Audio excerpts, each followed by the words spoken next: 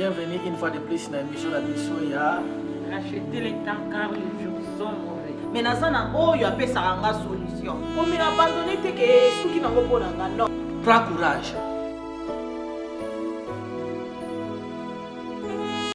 Bienvenue dans notre émission de Racheter les temps car les jours sont mauvais. Car les jours sont mauvais. Les lois Dieu nous met à cœur. À ça, grâce à quoi qu'on partage na bino maloba na Nzambe lelo. Mais avant tout banda yango ndeko nanga zwata kolanda biso na suka, c'est la parole de Dieu qui construit. Amen. To bondeli. Nzambe totiki moma ona maboko na yo. Pesa moko na moko patience o alingala nda biso. Nzambe touche mutema moko na moko maloba o ezala implice na kati ya vie ya moko na moko akolanda biso na kombo na Yesu Masia. Amen. Kubosa la tia après avoir kolanda ko partager, ko like, ça nous encourage et nous bénissons l'Éternel pour ça. Le nom maman Mathieu toujours le sur la leçon du désert. Wow. Toujours le sur la leçon du désert. Leçon nini o Nzambe alingaki bana Israël ba yekola na désert. Et je pense que pour na tana biso to opesa mo partie 1. Après prochainement to kenango na partie 2. La leçon du désert. Maman Mathieu, est-ce que désert est poni mutu? Désert et poni mutu. D'abord désert et zanini pasteur. Désert est un moment nyonso oba nzambo wi ko traverser. Oyo ezo sepelisa yote. Moment ya difficulté, moment ya pasi. Yes. Yango to bengi na langage na biso ba na nzambe. Moment ya désert. Siko eza ko dépendre. Donc net mutu so ko l'extérieur désert mais asa eba ndenge nini akosala. A sentir angote. Musu pa ko lekisa a sentir o makasi parce que ebi ba clé ya désert te. Désert eza pona mutu nyonso to pona kaka un groupe déjà maman mati. Désert d'abord pour nos kopanda ezali vie ya bana nzambe. Ba lekaka na désert toujours pasteur G. Parce que Bible biso vie chrétienne eza vie ya combat. Eza vie auto lekaka na ba combat désert e ko yilo na bandenge vele pasteur G. Désert mususu ko mona pena ke oh combat mo weyeli yo bute ko milio penzo zo ba nzambe ka mutako sunga yo. Na Saint-Esprit o azaka na biso comme tako consoler. Pour ngai désert pasteur Jules c'est notre vie. Bible nous allons vivre de victoire en victoire. Sans combat il n'y a pas la victoire. Donc yangona to le kanaba désert mais to bima ka to surmontaka c'est parce que to zakana Yesu. Amen. Amen. Alors toujours tanga lelo na mukana na Deutéronome chapitre 8 et wana na otanga partir ya verset 2. Bible dit, tu te souviendras de tous les chemins que l'Éternel ton Dieu t'a fait faire pendant ces 40 années dans le désert, afin de t'humilier et de t'éprouver pour connaître ce qu'il y a dans ton cœur et si tu observerais ces commandements, oui ou non. Il t'a humilié, il t'a fait souffrir de la faim, il t'a nourri de la manne que tu ne connaissais pas et que n'avaient connu tes pères, afin de t'apprendre que l'homme ne vivra pas de pain seulement, mais que l'homme vit de tout ce qui sort de la bouche de l'Éternel. Maman Mati, tobanina no malembe. Première des choses, Dieu t'a fait, et tu te souviendras de tous les chemins que l'Éternel ton Dieu t'a fait faire pendant les 40 années dans le désert, afin de t'humilier et de t'éprouver pour reconnaître ce qu'il y a dans ton cœur. Pour la côté de ce que sayeto au koto sayete. Nzambe nazana posa eloko boye. Mais nzamba zo lekisona ba moment moko boye. Désert d'abord zakabisika o nzamba lingaka ayeba nini fandi na mutema ya mutu. À d'autres termes, eza école. Eza école. Alingi a éprouvé yo. Ayeba qu'est-ce qu'il y a dans ton cœur ndekonanga. Mais à tout le monde non pasteur Jules Zamba bomba ki na ngote là-bas na Israël. Alobi na memi bino na nzela wana pona na lakisa bino ke mutu. Donc amema ki bango ango donc c'est-à-dire nzamba za na banzelo amema kabiso. Non pour faire souffrir biso, mais pour l'enseignement il y a quelque chose.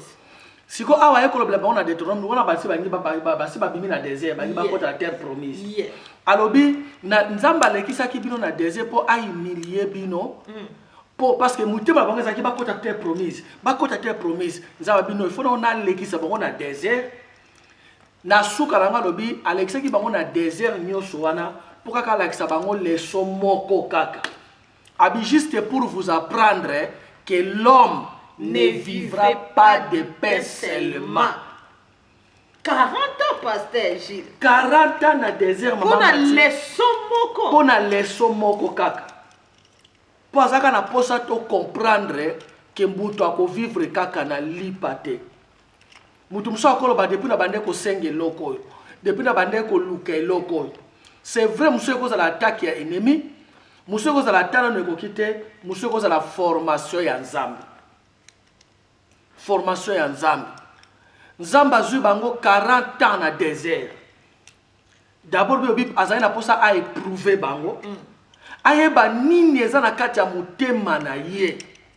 Eza na batu mingi basenga nzambe loko tangu nzamba pesi bango vrai raison ezaki na motema na ye ebimi.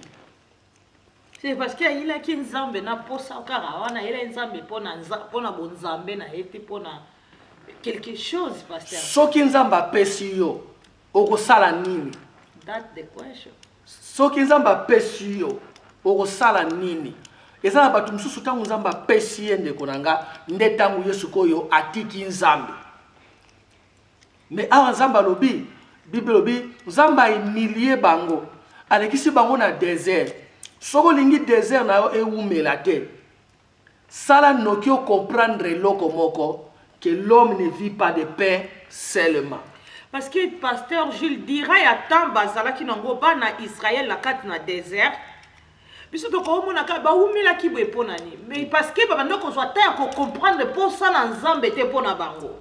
Et chaque fois il échoue. Et ba ndoko ko échouer et ze poussa bambula. Nzamba za na posa a kuta o azoluka kati na biso. Et ça bilom sou peut-être pasteur eze umela non parce que nzamba lingi ko pesa biso te attitude nini ekuti biso na kati na yango. Parce que ça na mutu sou na désert a perdaka nyonso. Même confiance pas en nzambe. Au comme na désespoir. Mususu mona na kati ya désert azongeli mokili. Pourquoi? Parce que koki déserté. Ok, désert eza na biti moko nzamba lekisa biso pour ko comprendre vraiment eza toujours na enseignement na kati pasteur Gilles. Pour ko lamusa biso ba na nzambe na quelque chose. Yango na oloba ndeko azolekisa moment o na tango aza na désert. Lingo yeba désert na yo nzamba azolekiso par rapport ya nini. Pour ceux qui oumelaki na bana Israël, c'était parce que bande ko comprendre était les soni nzamba memelaki bango kuna pasteur Gilles. Le problème c'est que maman Mati bande comprendre les leçons que on nzamba bande ko lakisa ba na kati na désert. To le kaka désert. Yes. Le bizarre c'est que aux appels yo mon côté. Pourtant batamboli 40 ans. Nzamba lobi na bango bomoni ndenge na memaki bino na mapapu na ngalo kola aigle memaka bana na ye. Oba ba moneke ba otambwa na makolo. Na makolo na bango moko. Bango na pe mapapu ngote. Bango na pe mapapu ngote. Nzamba kotala attitude nino za na ngona kati na désert. Tango zo traverser moment difficile. Biso zo traverser kango. Ata mutu abiso ke no na yebi te ke na za nango ako traverser okoyeba ke moment o eza moment bizarre. Alors eloko nzamba lingi ayeba eza d'abord quelle serait l'attitude de ton cœur. Mutema na eza kokanisa nini. Pour mboko ya problème bana Israël na kati na désert ezaki murmure. Tokomona ngo prochainement. Ezaki chaque fois bakute na moi problème ba murmure bakute na mai ba murmure ezaki mai ezate ba murmure. Alors leso moko Yesu Bible obi aimiliaki yo po alingaki apprendre yo eloko moko l'homme ne vit pas de pain seulement mais de toute parole qui sort de la bouche de l'Éternel. Ndeko nanga eloko ozomona kwa soki ozwi yango te okokufa. Nzambe siko azolinga apprendre ke no yango nde simbi bomoi na yo te. Eloko simbi bomoi na yo eza maloba na Nzambe. Amen, amen, amen. Bana Israël ba comprendre ki yango te pendant 40 ans maman Mati na désert, Nzambe alingi apprendre ba oka leçon moko. Apimeli ba asaleki ba place moko mai ezate. Moïse a dit a humiliaki bino akitisi bino a faire souffrir bino parce qu'il n'a pas ça ayebe loko neza na kati ya motema na yo soki nzambe afungoleli yo porte eloko ozoluka ndeko na nga gloire ekokende pa nani parce que eza facile tolobaka nzambe soki opesi nga na kokumisa kaka yo parfois tokumise mokolo moko kaka oyo elandi tobandi kokosakapare na kembo wana. Pasteur Jules eza na bato ebele basala ve nzambe soki okoti nga na poto soki na ye poto na oservi yo vi na nga mobimba bato ebele baya poto na nzela ba jeune na nzela ya banyonso ntango aza na désert aluki nzambe etango nzambe apamboli na poto apesi nzambe mokongo akomomona lokola na poto basambela ate fo sepela lo poto eza po sepela ndeko na ngai désert eyaka na mwana nzambe nyonso mais seulement nzambe akuta intérêt na ye na kati na désert oyoza intérêt na nzambe na kati ya désert ezani na se na ba difficulté pasteur Gilles tozwa espoir topesa epai na nzambe nayebi ke nazo traverser moment ya passe mais elikia na ngai mon rédempteur est vivant il s'élèvera le dernier même ici ezezwa temps même si nazo lekisa pasteur Gilles eza na différence na muto azo lekisa désert na nzambe na muto azo lekisa désert libanda na nzambe na oya nzambe atane na kopesa mwa guti ya mayo mela yes akotia lipata na ye ya moto na butu po epeso malili na lumière epeso chauffage na lumière na moi po mo ebeta yo atie lipata na moi na lipata po e empêcher moi ebeto makasi te alors nyonso wana mama Mati nzambe alingi apprendre bato wana eloko moko ke mutu akoki kovivre kana oyo ozomona te. L'homme ne vit pas de pain seulement. Et ça peut bizarre, hein? 40 ans na désert pour la leçon moko. Pour la leçon moko, c'est ça qui m'y balait. C'est ça qui m'y balait 80. Mais ils ont dépendre kaka na rapidité ya compréhension na yo. Il est facile ya ko prolonger désert. Ou ko prolonger désert na yo. Pourquoi parce que vous comprenez lo ko nzamba zo lukate.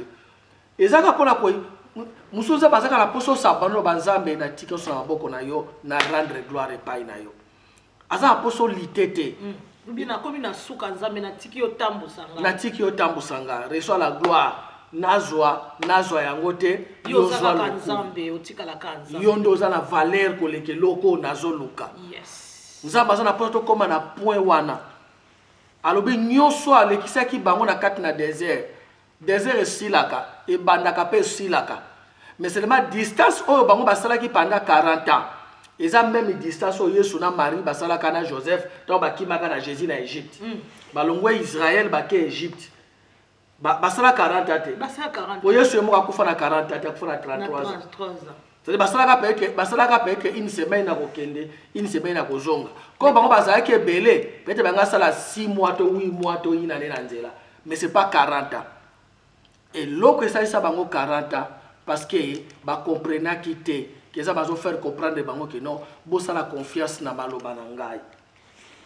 Bible lobi l'homme ne vit pas de pain seulement. Nzamba humilier bango pour sonder ni neza na kati ya motema na bango. Soki ba kotosa maloba na yeto ba kotosa yete.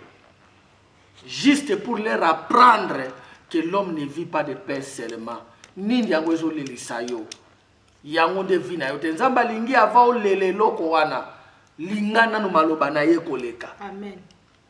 L'homme ne vit pas de voiture seulement. L'homme ne vit pas de pain seulement. L'homme ne vit pas de maison seulement. Olati souci pour voiture ezate. Olati souci pour libale ezate.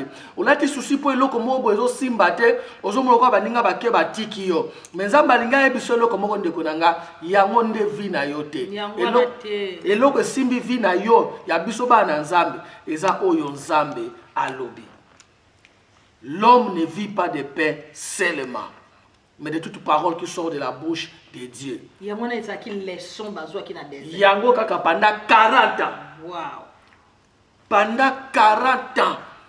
Après c'est bango combat 10 commandements parce que mon alobi c'est pour voir si vous marcherez selon mes paroles ou non. Donc à 40 ans ça a humilié bango à permettre la situation so compliquée juste à ceux qui ont la confiance na maloba na ye toté. Donc soto zongi ndenge totunanaki question ebandeli désert eza normal pasteur Gilles. Et yena kabana nzambe. Eyaka na mwana nzambe nyonso.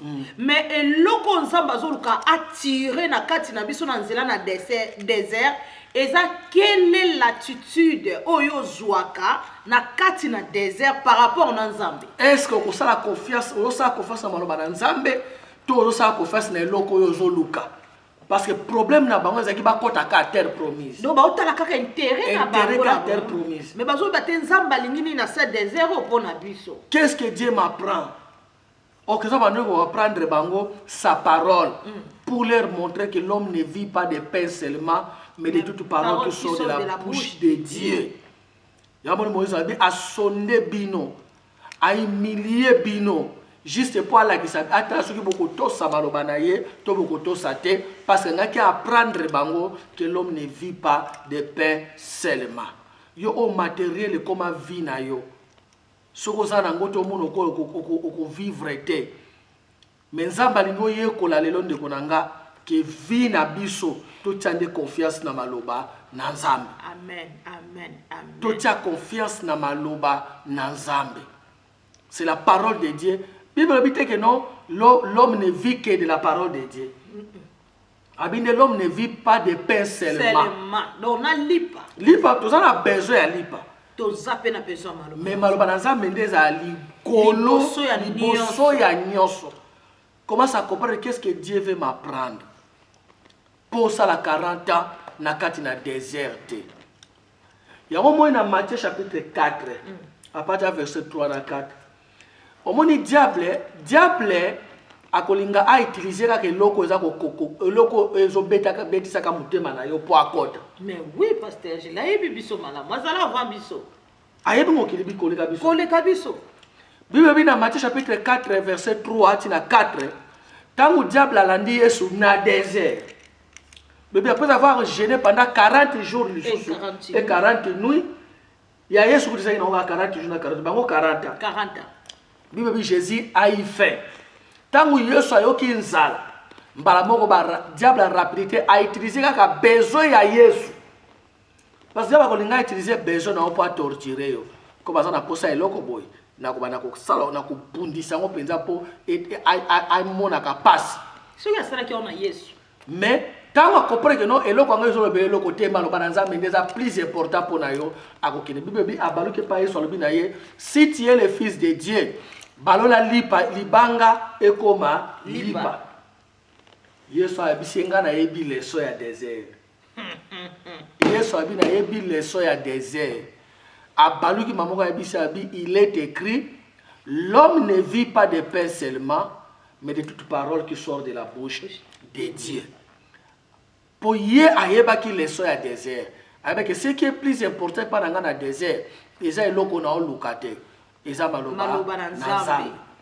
Et loko wana comme yemo comme tapesa bango leçon ngo na désert, moi diable a joué dans leçon na yemo ko ezate.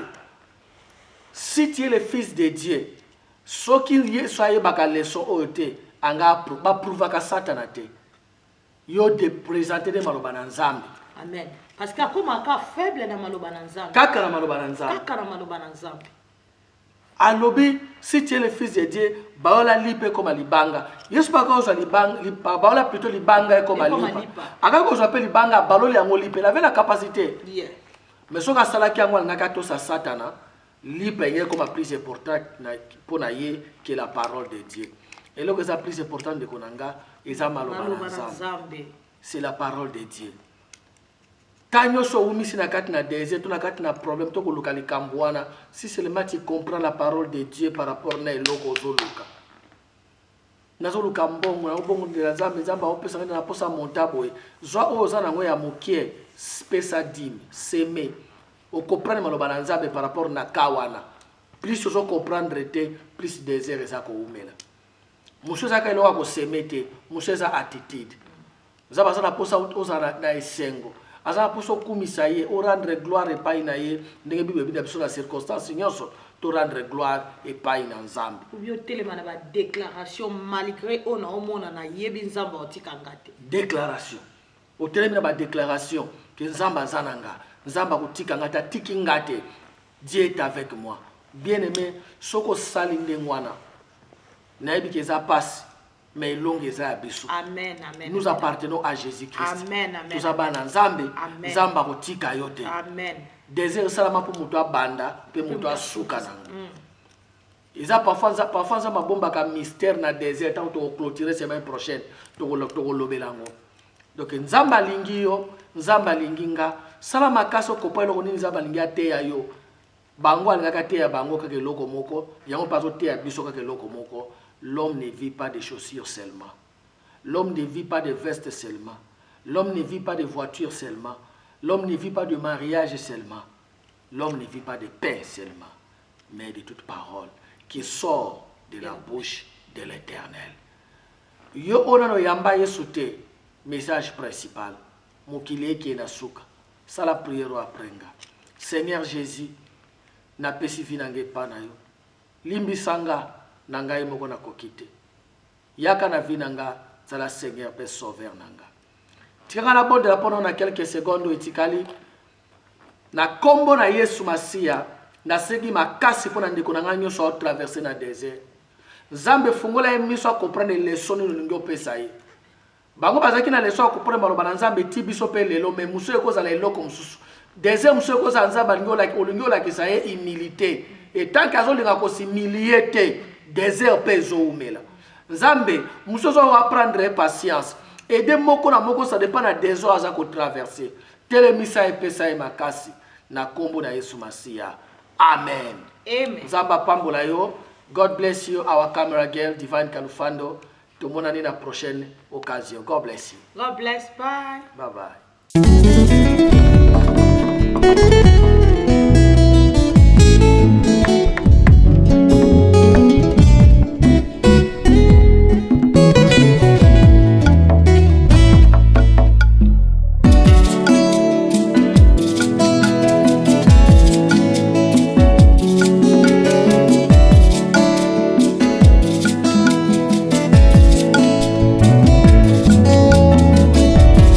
Ma Bible dit, tu es le chemin, tu es la vie, tu es la vérité.